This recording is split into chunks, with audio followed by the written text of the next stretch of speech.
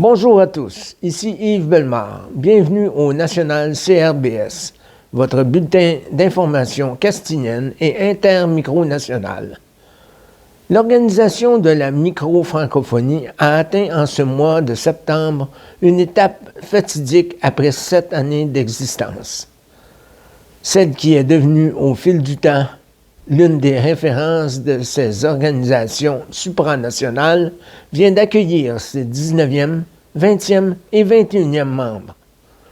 C'est en effet avec l'adhésion du Royaume de l'Espoir, la principauté d'Antofia et la principauté de Deux-Acrennes que l'OMF est devenue la plus grande organisation d'États actifs au sein de la sphère micronationale. La principauté d'Antofia, qui a célébré récemment sa première année d'existence, a pour principale mission de se porter à la défense de la préservation des insectes pollinisateurs. Le Royaume de l'Espoir a pour mission la mise en valeur du patrimoine culturel et de l'environnement.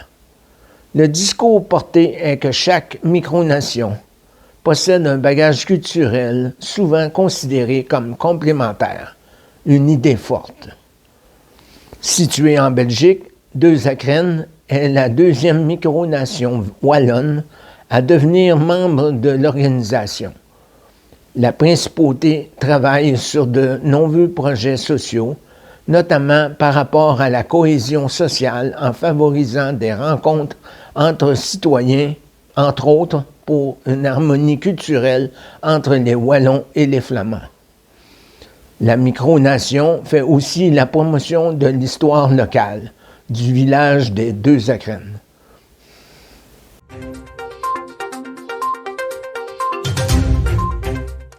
Le dernier mois a vu aussi le départ d'une micronation de grande envergure, l'Empire aéricain, à la suite d'un désaccord sur la contribution financière des membres.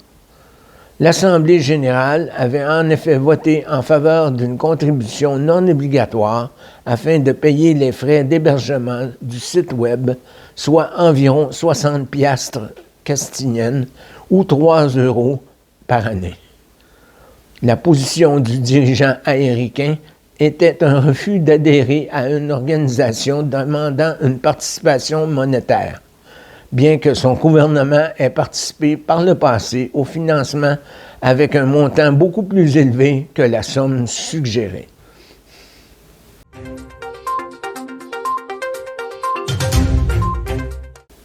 Un vote a eu lieu pour choisir le conseiller remplaçant au duc Geoffrey Matte. Il s'agit du comte Georges Dannenkov, ministre depuis 3 ans dans de différents gouvernements du Grand-Duché de Flandrensis. Né en Belgique de parents russes, il a grandi en France. Il parle en plus du français, le russe, l'anglais et le néerlandais. Depuis quelques années, il vit en Écosse et y a récemment complété ses études universitaires en politique internationale. Il occupera son siège au Conseil de la micro-francophonie jusqu'à la fin du mandat en 2022.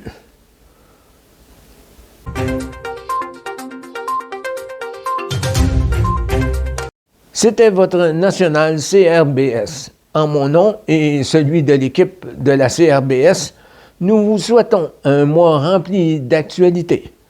Merci à tous nos téléspectateurs et à la prochaine édition du National CRBS.